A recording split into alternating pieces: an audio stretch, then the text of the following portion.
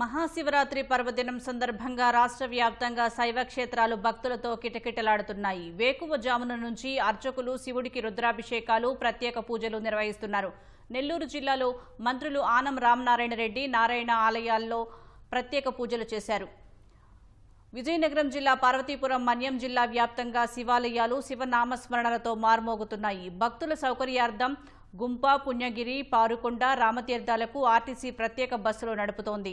అనకాపల్లిలో ప్రసిద్ధి చెందిన కాశీ విశ్వేశ్వర స్వామి, భోగలింగేశ్వర స్వామి, ఉమా రామలింగేశ్వర స్వామి సాధువుల గుడిలో ప్రత్యేక అభిషేకాలు నిర్వహించారు. అంబేద్కర్ కోనసీమ జిల్లా ద్రాక్షారామం భీమేశ్వర ఆలయంలో నిరంతరాయంగా దర్శనాలు కొనసాగుతున్నాయి. కె గంగవరం మండలం కోటిపల్లి వద్ద గౌతమి గోదావరిలో పుణ్యస్నానాలు ఆచరించిన భక్తులు ఛాయా సోమేశ్వరుని దర్శించుకుంటున్నారు.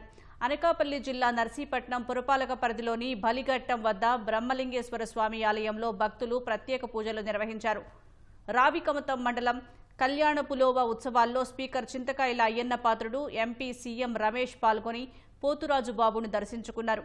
తిరుపతి ఇస్కాన్ రోడ్డులోని ప్రజాపిత బ్రహ్మకుమారి ఈశ్వరి ఆలయ ప్రాంగణంలో కైలాస పర్వతం మంచుకొండలపై పద్మసింహాసనం మీద శివుడు ఆసీనుడై ఉన్నట్లు విగ్రహాన్ని ఏర్పాటు చేశారు. అన్నమయ్య జిల్లా రాయచోటిలో వెలిసిన శ్రీ భద్రకాళి సమేత వీరభద్ర స్వామికి మంత్రి మండిపల్లి రాంప్రసాద్ రెడ్డి పట్టు వస్త్రాలు సమర్పించారు. ఈ శివరాత్రి పర్వదినాన్ని పురస్కరించుకొని రాష్ట్ర వ్యాప్తంగా చాలా దేవాలయాల్లో కేవలం శివరాత్రి రోజే కాకుండా బ్రహ్మోత్సవ కార్యక్రమాలు కూడా జరుగుతూ ఉన్నాయి.